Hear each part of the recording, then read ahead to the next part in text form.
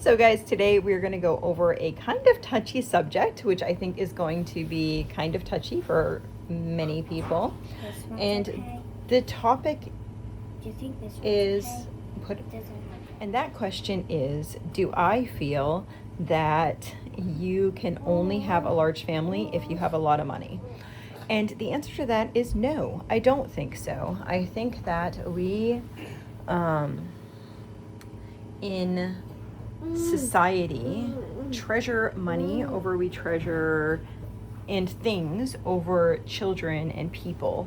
And honestly, that's really sad. It's sad that we are treasuring things. Like, we can't take things to heaven. So why are we treasuring things over relationships and people and children? I don't really understand all of that. All throughout scripture, we see the Lord treasuring children.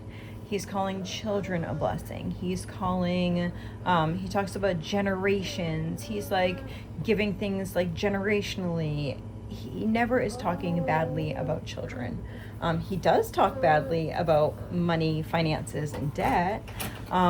If you want to get a little particular about things, but never about children. Children are a blessing, period, end of story. That is not just my feelings. That's the way the Lord feels. He feels that children are a blessing, and I feel the same. I feel that children are a blessing, and I don't think that that has anything to do with finances. And I have seen over and over again how the Lord has provided. When I was like, okay, where is money coming for this or for that? I have always seen the Lord providing over and over and over again. And sometimes we can't even fathom the way that you're going to be blessed. Recently, I was a little nervous with house closing, yada, yada, yada, a bunch of stuff that was going on. And sorry, I have to move his feeds right here. And I was like, okay, I wonder how I'm going to pay for this. And it has always worked out, always worked out. The Lord has always opened a door.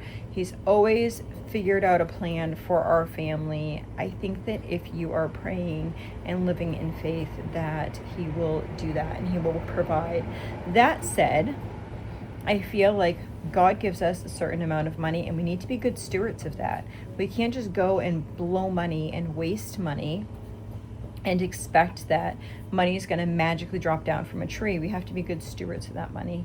And so there were times in our lives that we were really, really, really tight. When we bought our first house, we moved way up north because housing was cheaper. We could not afford to buy a house where we were living at the time. So we're like, okay, do we really want a house or do we really want to stay where we're at?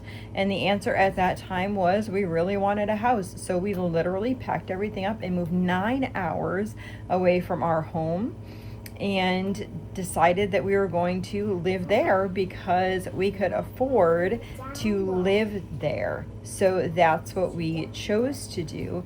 And because of that, we gave our kids what I feel was a really good life. They had a house, they had land to run and play, and in each season it's just been different. Now let's talk a little bit about practicality, because it's easy for me just to say, well, you can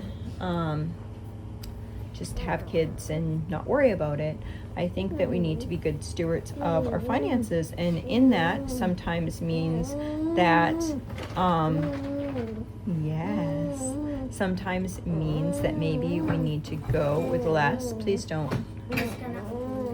You can open it a little bit more. Don't close it down though, please.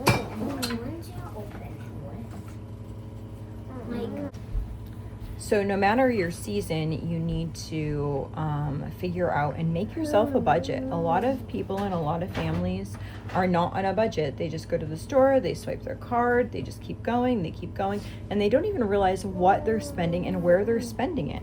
And we need to make sure that we are being good stewards of that money. And then we know how much more money we need to be making, or if we're making enough, or if we need to maybe cut out some expenses in our lives, and decide from there what is best for our household and for our family. But our legacy is our children. That's the only thing that we leave in this earth. If we leave them monetary type things as far as money and resources, then that's great. But if you have money and resources and no children to give it to, then what's the point? Just to collect things, to stash it away? It really doesn't make very much sense. This right here, this is life. This is the beauty of life. Yes. Yeah, you tell mama. So being able to write down a budget, I have a bunch of stuff on here, how to save money. A lot of times people say, I can't, I won't, I don't.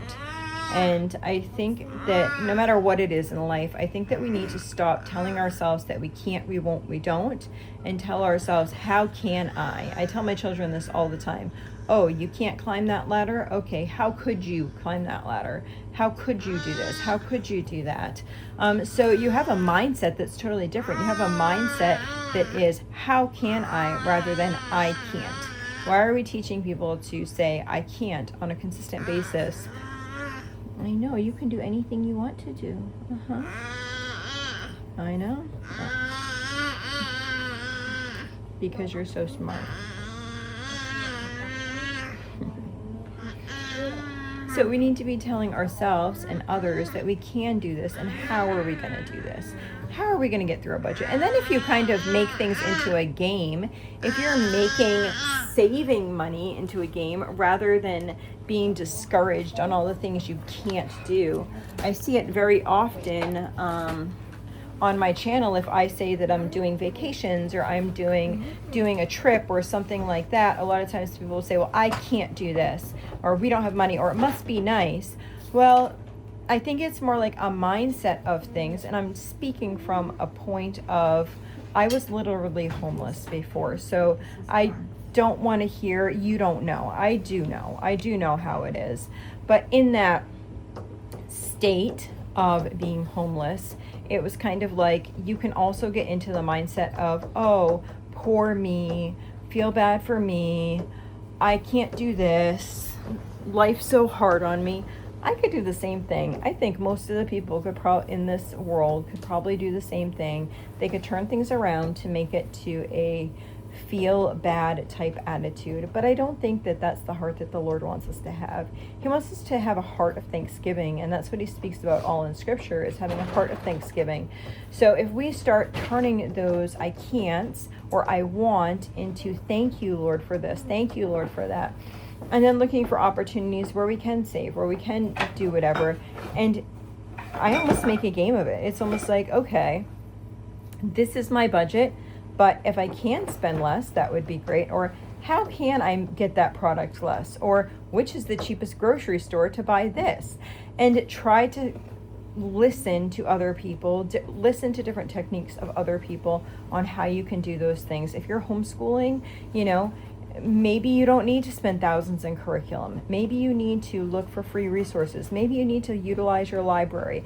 Maybe you need to shop at thrift books. Maybe you need to, there's so many different ways to be able to save money that once you learn this change of mindset, become a blessing versus a burden.